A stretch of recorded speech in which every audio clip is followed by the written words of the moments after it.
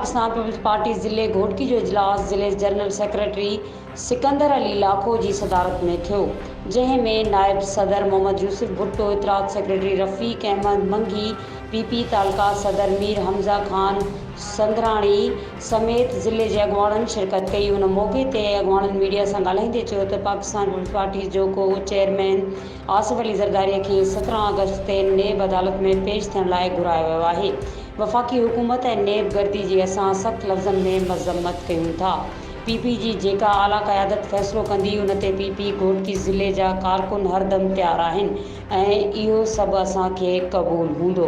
जश्न आज़ादी जे पुरमसरत मौक़े ते ऐं मुबारकबाद जे इश्तिहारनि जी बुकिंग जारी आहे। राब्तो कंदा 0308 3161 मज़ीद खबरों और तफसीलात के लिए विजिट करें हमारी वेबसाइट www.awamiNewsHD.com।